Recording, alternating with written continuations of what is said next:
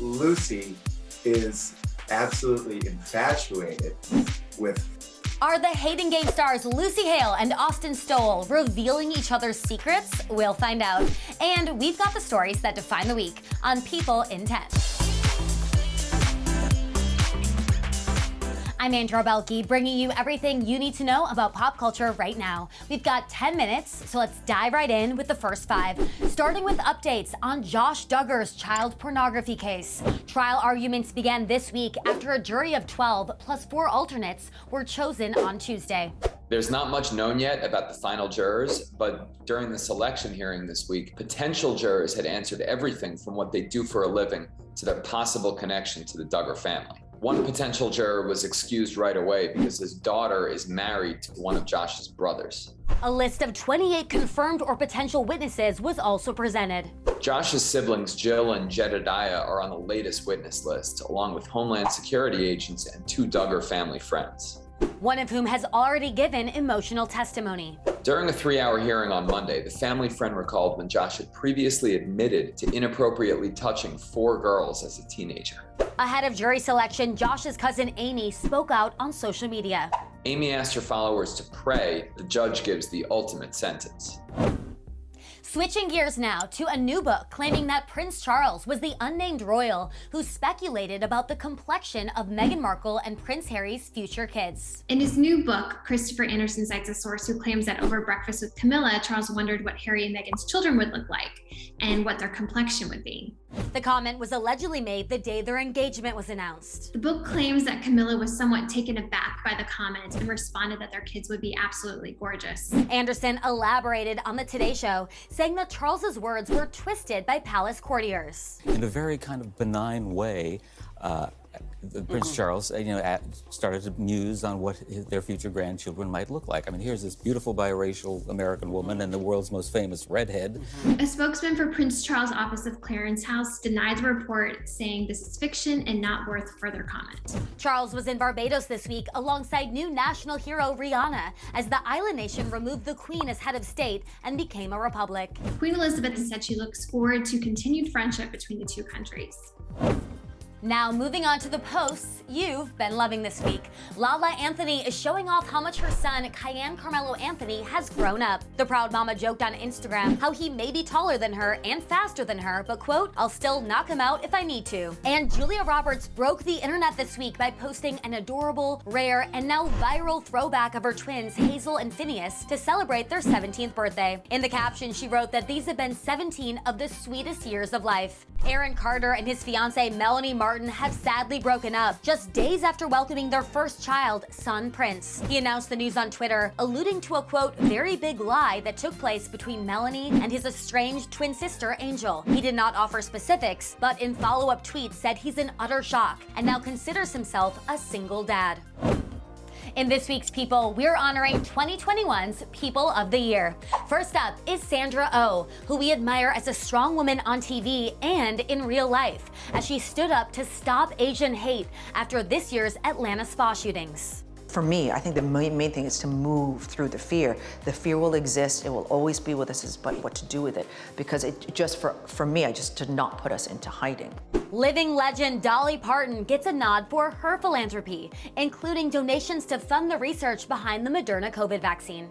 I've gotten far more credit than I deserve, I'm sure, but I'm just happy to have played a small part in that. Next is Simone Biles for destigmatizing mental health and speaking up against convicted abuser and former Team USA gymnastics doctor Larry Nassar. Just knowing I'm helping other people speak out and being comfortable with that is very rewarding. And finally, we can't forget the tireless work that teachers have put in during the pandemic.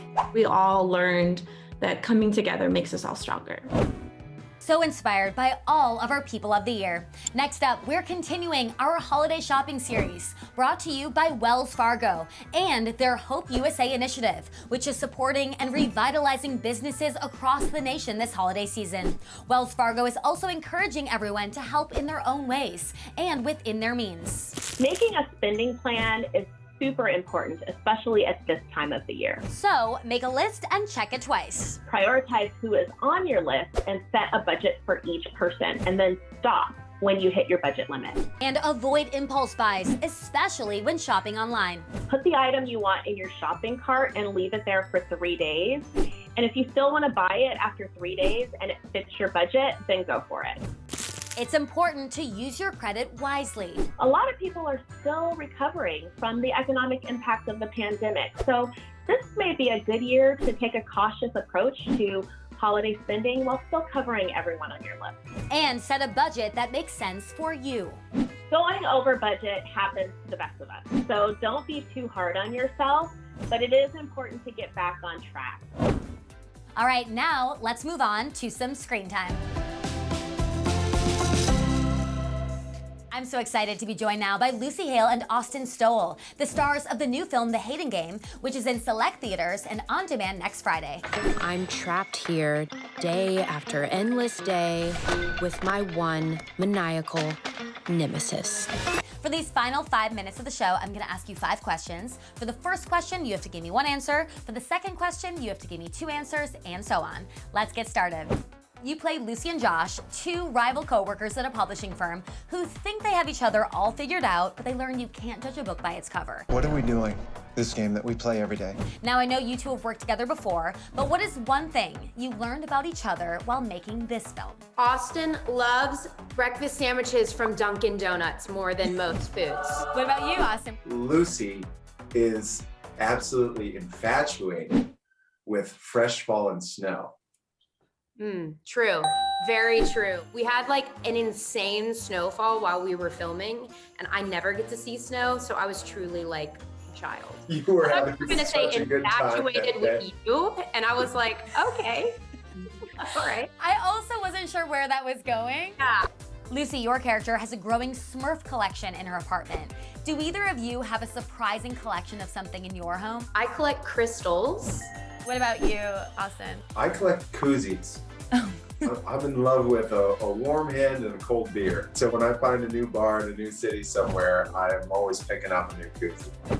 Lucy and Josh's relationship has a classic enemies to lovers rom-com feel. Hating someone feels disturbingly like falling in love with them. So what are 2 rom-coms that inspired you when preparing for The Hating Game?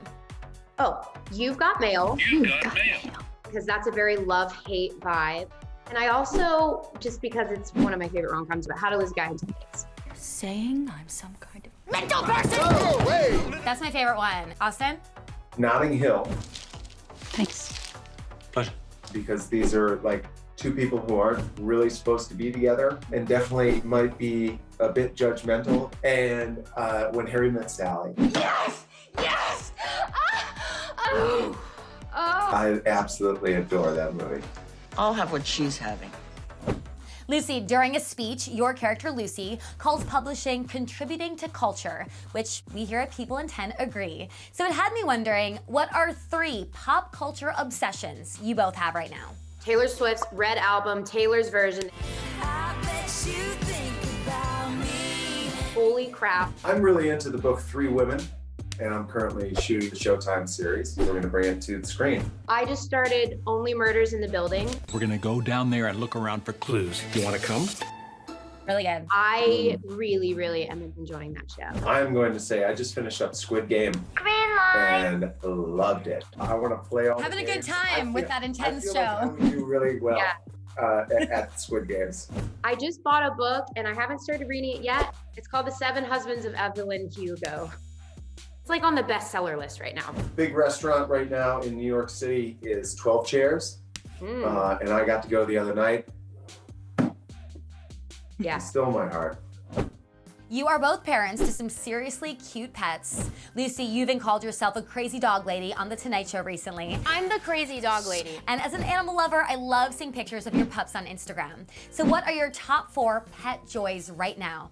I love listening to Gus snore. Aww.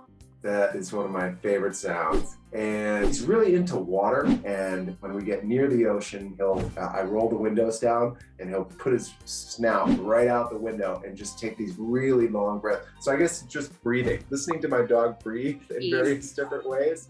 My favorite thing about Elvis, who's right here, he's my shadow. My second thing, I think Ethel, who's right Ethel gets very excited about food. My favorite thing is like she wakes me up at 5:30 on the dot every morning, like pawing me because she knows it's time to eat. And I can't even get mad that it's so early because she's pretty cute. And finally, give me 5 reasons that people should watch The Hating Game. Lucy Hale's in it and Austin Stowell's in it. I don't want to be some experiment before you settle down. We honor the book.